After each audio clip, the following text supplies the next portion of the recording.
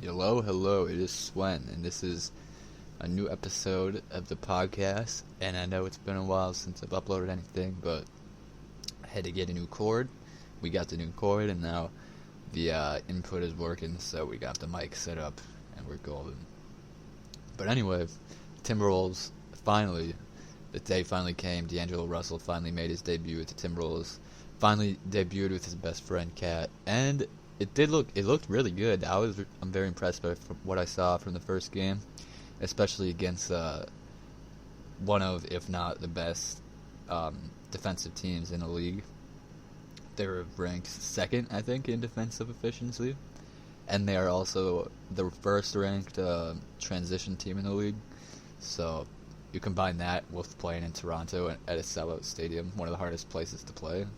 It's definitely not an easy first game for a basically entire new lineup, but nonetheless, I'm really happy from what I saw from D'Lo. He came out the gates just scorching. He finished 7 from 12, only 12 shots in 31 minutes. Obviously, we don't have a lot drawn up for him yet. Doesn't know the offense yet, so hard to really get things going for him. But he did create a lot for himself. Still, he had a couple of really pretty threes. He had a damn near logo three as well, just straight pulled up in Siakam's face. But he's going to continue to get his shots. He'll get more shots. Cat only had 13 shots as well. They were constantly sending double teams and triple teams at him. But like I said, as this team gets better chemistry, we finally got the shooters, so I got no doubt in my mind that we'll finally be able to do something about those constant double teams they've been sending us. And honestly, I'm just really happy with all these trades that have happened. The whole team finally fits the system, and Hancho Hernangomez has been really impressing me as well. He's been sniping from three. He has a really smooth stroke, and he's really long. He's got good size. He's kind of reminds me of he's a slight upgrade from KVD. He's looking like he's kind of the same player, but a little better so far, I'd say. His defense has been pretty good. I think he's got a 7-foot wingspan. And he was 6 for 11 last night and 2 for 4 from 3. So he's just been straight sniping so far this year from 3. If he keeps doing that, he's going to get himself a starting spot next to Cat and probably get re-signed next year.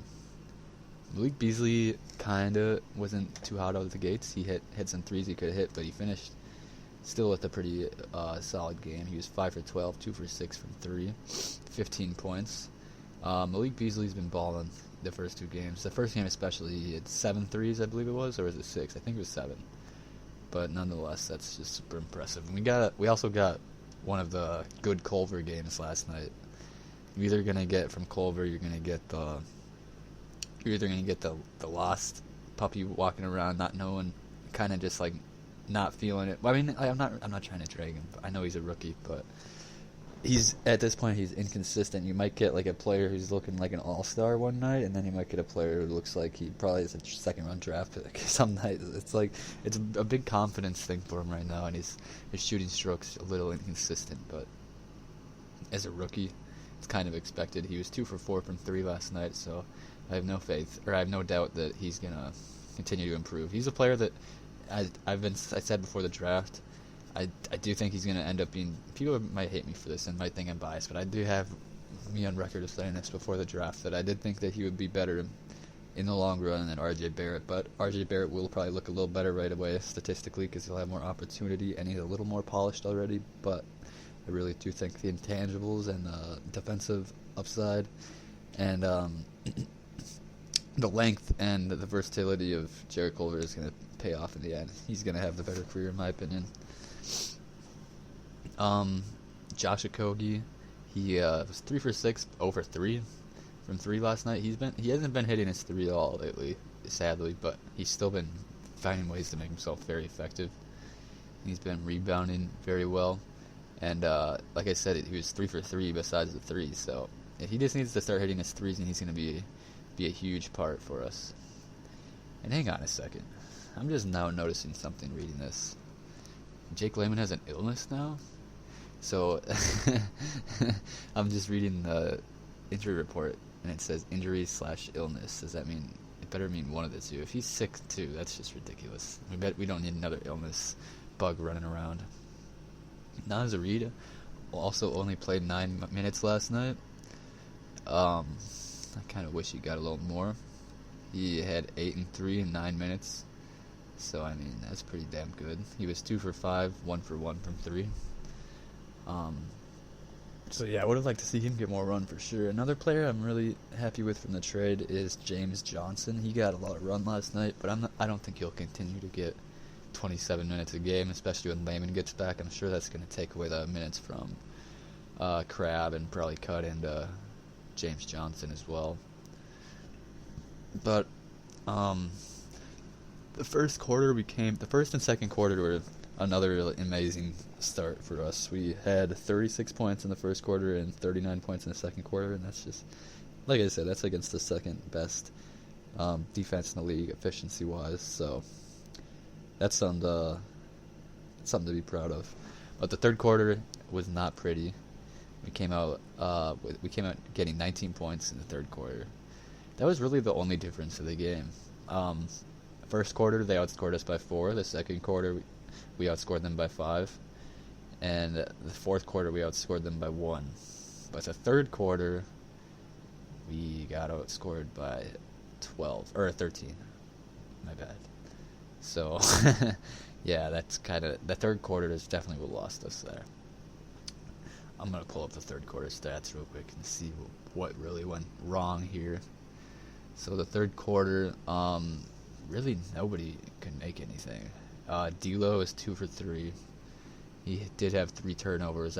There were a lot of silly turnovers that quarter. It was a lot of chemistry issues. I think that was when Okogie was cutting and D'Lo tried passing it to him in the corner, and they just were not on the same page at all. So, yeah, like that's expected for the first game. Not gonna lie, but Culver was 2 for 4 that quarter. Beasley was 1 for 2, but that was the only people who scored that quarter. It was D'Lo, Culver, and Beasley. Cat only got 1 shot in 8 minutes in the quarter, but he did have. Excuse me, there was more people than scored, but there were free throws. Cat had 2 free throws. Okogie was 2 for 2 from free throw as well, but that was it. So not much going at all. 6 turnovers that quarter, and yeah, not pretty at all. And then let me pull up the Raptors right here. Oh, forgot about that. Holy Lord. OG Anunoby, a player that he played the entire third quarter. Wow. It says 12:01 actually, so I guess he played more than 1 quarter. But I don't blame him for not taking him out. He had 16 points in the quarter, 7 rebounds, 1 assist, no turnovers, 2 for 2 from free throw, 2 for 2 from 3, 6 or 7 overall. Like, wow. Like, that was the game breaker right there. And then you throw that on Rondae Hollis-Jefferson's 9 points and 3 for 4 overall. And, yeah, that's that's what was the game open right there. So I'm not really too disappointed in the loss. We hung in there and made it a game with a team atop the second seed in the East. One of the best defensive teams in the league. Best transition team in the league. That's tough to cover too for a first game team together, too. And in their home stadium too. So I'm really looking forward to the Charlotte game. That's going to be a lot of fun.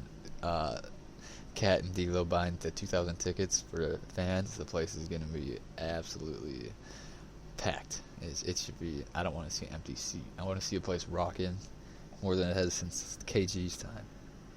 That's what we need. That's what we need. I did get myself some free tickets too as well, so I'm going to be out there.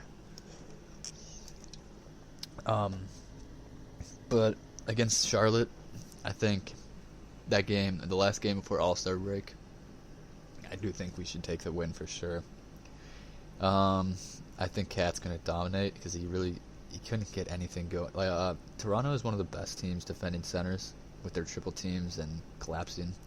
So I really think that going from that to Charlotte, Cody Zeller it's going to be a huge difference for Cat, and he's going to really start opening up his game. It's going to start opening up some stuff for D'Lo, and I think we're going to see it all on perfect display Wednesday. I can't wait. I just can't remember the last time. Somebody told me this on Twitter, and I haven't verified if it's true or not, and I can't think off the top of my head if it's or anyone that breaks the mold, but he said since Sam Cassell, we haven't had a point guard who's averaged 20 points per game besides D'Lo.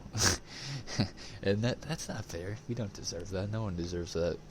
We deserve better than that. But now we got two elite offensive talents who are potential superstars in Minnesota for 4 and 5 years, with role players that fit the team, with a very, very elite front office, with a young, high potential coach, 2 first-round draft picks, one that's right now sitting at the 5 spot, one right now at the 15.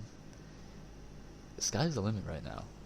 The biggest key is going to be to making this team a championship team, in my opinion, is player development. If we can turn Josh Okogie, Jarrett Culver, and Naz Reid, all our young guys, and our 2 draft picks, who one of them I hope, Denny Avdija, I know I butchered his name, I'm sorry. Denny, that's who I want. Denny from Israel. I'm going to touch on him real quick. He's a good passer, he's a good defender, he can shoot. He basically fits the mold of everything you want here. And he's playing with Amari Stoudemire and Quincy Acey right now as well. So he's getting some good pro experience and tips over there. Now I lost my train of thought too. Anyway, I just sidetracked myself, but whatever. Anyway, so with the Charlotte game coming up, I really think that should open up a lot of things for Cat and D'Lo. Really get the high pick and roll and get that action going. Get some 2-man game going. Feed Cat in the low post. Let him really bully down Cody Zeller. So it should be a super fun game. Oh, yeah, I was talking about the potential of the Wolves.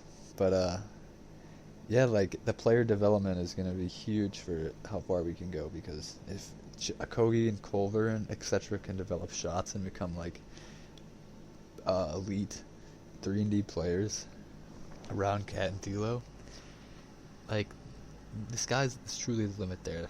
I see a championship team, possibly. We need to put the right pieces around them, and we have to develop the players that we do have, but we do have the core in place, I truly believe. So this is a good time to be a Timberwolves fan, I would say.